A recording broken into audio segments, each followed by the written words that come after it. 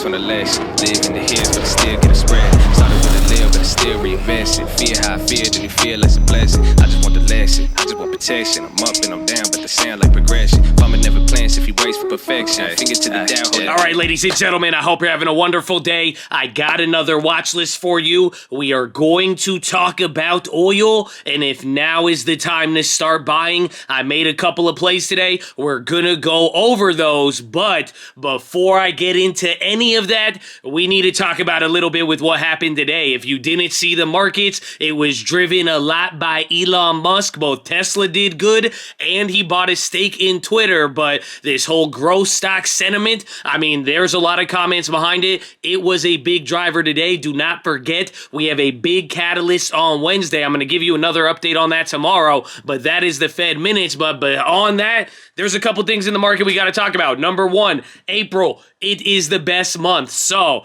depending on how things play out from here, we got the volatility, we got everything going on with the Fed, Russia, all of that stuff. But April is usually the best month. For the last 25 years, April has been the best. It usually ends with the gain of 2.5. Not too bad, but why this is so important, we talked about this today. If we get a big rally on April, I mean, given where the SPY's at, we are really close to all-time highs. So, that's the first thing. Number two, transport stocks. We brought this up yesterday, but a lot of people are bringing this up right now, especially to comment on the rally. Again, some people were saying Elon Musk today. This sparked up the growth in risk on sentiment simply because Elon's throwing $2 billion.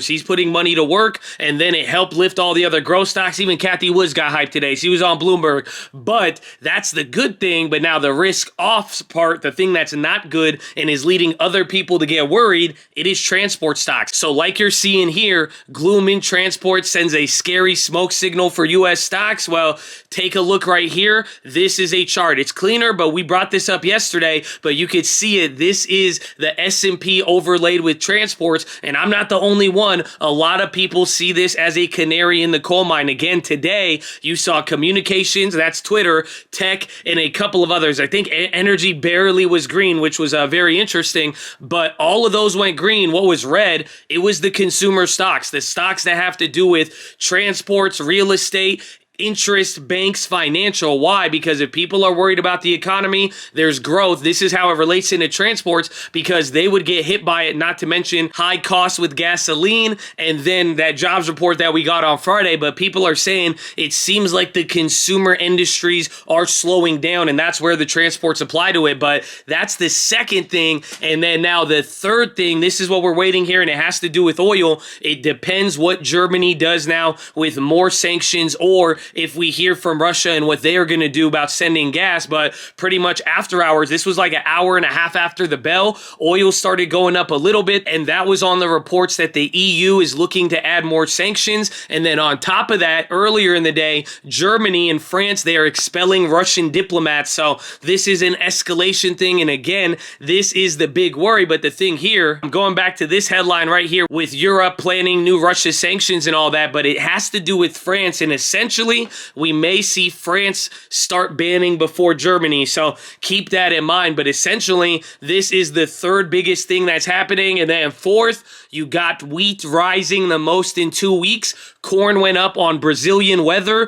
and China made a big order of corn. But essentially, this was a very big movement for the commodities after getting clapped a couple weeks. It was actually the biggest move there for wheat in a couple of weeks. But now this is where it's important, because over the next few days leading into that Friday report, that will be a key. So watch all the commodities, watch what's going on today. Even though it was a good day, a lot of stocks ended up still down. There was a lot of push and pull and distortion from oil and all of that, like we've talked about, and then now that deal in risk sentiment. But like we're saying, Wednesday, Fed minutes, it is probably going to move very, very big, or at least that's what happened the last couple of times. And then any other updates there with Russia and all of that, even related to wheat, it was a new development, because now now they announced that they can't plant more, and they said that Russia is stopping access to the sea for shipping. But this is what I'm saying, you know, I'm just kind of tying it in there because anything commodity related, anything related to Russia and Ukraine, that is still at play. So those are the main things. Let's talk about, well, I didn't even tell you about this shirt. I got this. I forgot where it was. I remember this story though. I forgot, it was a while ago, but I like it. It's a cool Adidas one. Anyways, but I got it. I was cold one day, and I remember I needed a jacket. It was a weird scenario, but I pulled this out because usually I don't grab things, but that one was interesting. So yeah, there's the background to it. Like the video. I love you, Chad. God bless you. But now, is it a good time to buy oil? That is what I bought today. So I made two different plays today that were related to oil or directly. The first one in the morning, I grabbed UNG. So why I grabbed this one, I've talked about this one a couple of times, and the problem is I brought this up a few weeks ago and I said it wasn't the play because usually, even though we're watching our oil and gas go up, it's not really that big of a deal for the United States. We have a lot of natural gas, but now with the issues stemming into Europe, a lot of people are forecasting that, well, if Germany and France cut off Russia, we're probably going to start exporting them a lot. Even though it would take a lot of time, they're expecting us to export, and then that could draw down the inventory in the United States, and that could change the fundamental scenario there with natural gas in the United States. So that's the reason I'm like, okay, it's a little late stage. There was premium. I mean, we bought it today and it went up 2%. Premiums barely move, but I think over the next few months here, this is going to be a good one to watch. So here's the play. I grabbed a June $25 call. I grabbed 10 of them at 80 cents. So I spent a little bit more. It's a little late stage. I do think I'm more prone to flip this one. That's why I went a little bit bigger, or at the very least, we make it free instead of just like riding it out how we have with like the B&Os, and it has less time. But that is the first play. It's not directly related to oil. And now the second play, I grabbed an Oxy play, and people have been asking me, yes, I still like the ConocoPhillips, and people are saying, which oil companies would you want to play? I'm going for the big dogs, and I'm sure you have seen Oxy over the last couple of weeks here. It had Warren Buffett. It had all the other news with oil. Thing has just been going crazy. So I like how it moves when it gets hyped. So I said, all right, let me get one. I grabbed a shorter term, and now what I'm basing this off of is the good old Omicron pattern. So right here, from that little drop, pop, and then coming down again before it continued, that took about 9 days, and now looks like we're kind of seeing the same thing here. And now, given the news, this is the reason why I'm looking into oil. So I'm thinking, okay, I could get some longer dated plays and even play some of the subsidiaries like natural gas. Again, we're playing this broader scenario there with Europe, but I said, okay, we may be able to get some of these other plays. I do at the very least want to start scaling in. Now, here's the big thing you need to understand with oil. This is like the main thing that you got to understand, because we just had a big SPR release and you've been getting a lot of headlines, but oil is still high, but it's dropped from those 140 highs. So why is this important?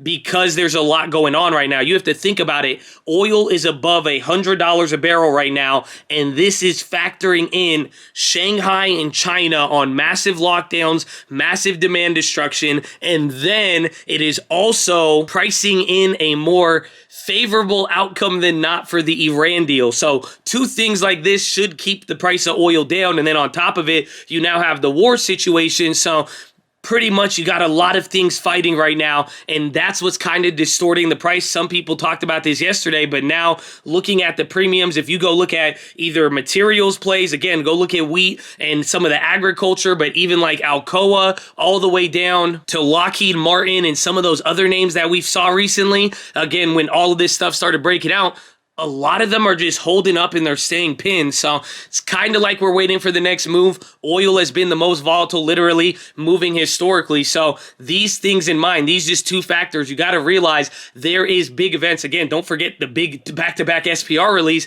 All of these are weighing down on oil, but it's still elevated. So I don't know if it's going to play out like last time, but I do see the premiums kind of leveling out. There is risk if oil does take another month and does start to decline from here, breaks the $90 $100 on Brent, it's going to be a different story. But for here right now, if we are going to see a leg up, I think this might be a decent time to start pricing in or scaling in. And well, that's what I'm doing right here. So those were the main plays. As far as everything else, I think the only other thing that I grabbed today was a Lockheed Martin. I think I grabbed one more, but I did grab the May 500 calls for Lockheed Martin. If you remember, I had these May 510s or the June 510s. These went up like 170%. They came down, but we bought this a while ago. So I said, okay, let me get one with time. Again, Lockheed is just staying pinned right there. So I was like, all right, it could be a good one. And if we get more escalation, theoretically, or I don't know what's the word to use, but we haven't seen any news in the last 4 weeks, so situation's pretty much the same, and that's why if anything does develop from here, I'm assuming it would be a big enough catalyst. But at the end of the day, I also think there's other drivers and broader moves behind Lockheed, like government contracts and all of that, and I just think people are liking them now more than anything, so watch out for that. And then finally, the last play of the day, I really like this, especially with some of the travel news that we got after hours. I decided to grab another Airbnb. I know, I love it, man. You know, Airbnb. Anyways, but Airbnb, I grabbed a June 210 call. I grabbed two of them for about $4 a pop, so another $800 there, a little bit more expensive. But the reason why I got June, it's a month after earnings. They report a month from now, so it's an early earnings play. But now with travel, I just think they're going to do good. Essentially, they guided very low because seasonally they don't do good for this reporting quarter, but I'm thinking their guidance will do good. I think they're going to do better, and a lot of people now are talking about the travel industry just killing it. Even CCL, the cruise lines, they reported their best and biggest booking ever in history. CCL went up 3% after hours. We were talking about it today. A lot of people over the weekend, they're saying war, gas prices, people still want to travel. They've been inside, and travel is the thing coming back. So I think it's a good earnings play. I think we're a little bit early on it, but I already like Airbnb, so gonna ride that one out and see what happens. And then just watch the banks. That's what we talked about today. Again, we have the Goldman Sachs puts, a Wells Fargo call. I may want to grab another call. I did not grab any of those yet, but people were asking, what do I think is going to happen? Again, I'll talk about this tomorrow. The minutes will be key, but as far as what I'm expecting, I don't know how the banks are going to react immediately. In the midterm to long term, I think the banks will do positive because of the rates going higher, but essentially, depending on what happens with the minutes, I think TLT will go lower, yields will go a little bit higher, but depending on how that plays out, if it kind of shocks the market a little bit, it might pull down the banks for a little bit, and that's really going to be the only dilemma. But I do think banks will be very, very key by Wednesday, so keep your eyes out for that. Watch oil and be smart. All the other, the government, EWG, EWJ, VGK, all of those are still in play.